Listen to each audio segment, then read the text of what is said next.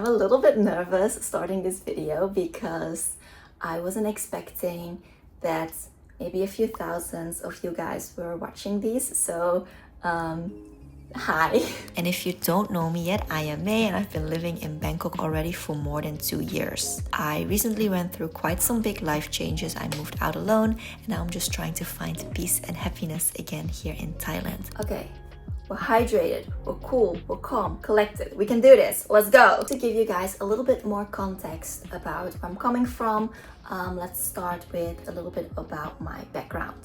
So back in the Netherlands, I did 2 programs. So I have a bachelor's degree in international business and I have a master's degree in strategic management. Oh my god, I almost forgot. During my bachelor program, I went to Asia quite a few times because we needed to do internships abroad. So I went to China, I went to Myanmar, and I also went to Korea for a semester exchange program, which was super fun. So after I finished my master's degree, I was like, okay, you know what?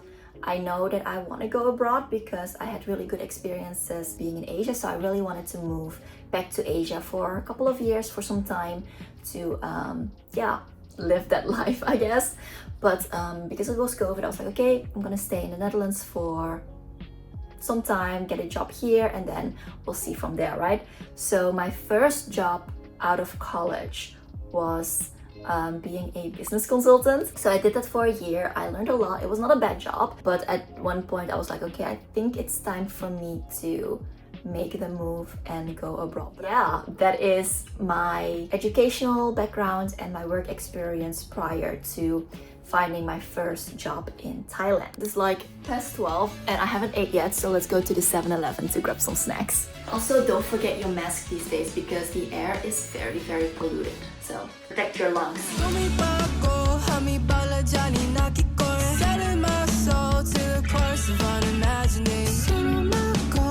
Mama's address, cause I think I'll be dead if I get to cash it. I'm on a roll, I'll call you when I get to heaven. Okay, that was a quick little 7-Eleven run. I got a little yogurt drink. I got this steamed soft egg, which I also really like. Houcher, or if you say it in Thai, aroy mak. Also got one of my faves, and I know it's cliche, ham cheese toasty. And I got another one of my favorites, the shrimp wonton. I think these ones are the best dumplings that 7-Eleven have in Thailand. So I'm gonna finish my little lunch snack before we're gonna go to the next question. Are you ready to go to the meat of the video? That's so fucking awkward. So once I fully decided, okay, I'm going to Thailand, I booked my flight, and then it was maybe 3 months ahead of me. I was like, okay, now I have to find a job. I had 2 routes that I could take. The first one was finding a job online first before I land in Thailand. So I know, okay, that is sorted. I don't have to look for a job in 3 months anymore, and I got like the work permit and stuff. The second case scenario, I was like, okay, if I can't find a job in time, I would just go to Thailand because I already had my flight, and I would take the 3 months of my tourist visa and try to find a job.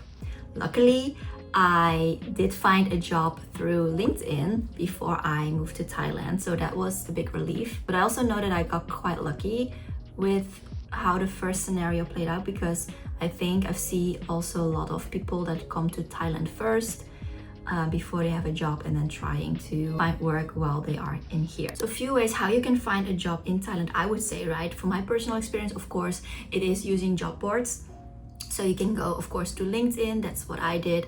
There's also this Thai job board called JobsDB and Indeed. So there are some job boards that you can look for. I would say it is quite limited, the amount of jobs that you can find there, because a lot of them also require you to speak Thai, and it's also a bit of a barrier for a lot of companies to hire foreigners, because I think the process of, you know, arranging work permit and also having enough Thai staff in order to hire a foreigner, those barriers can be quite high.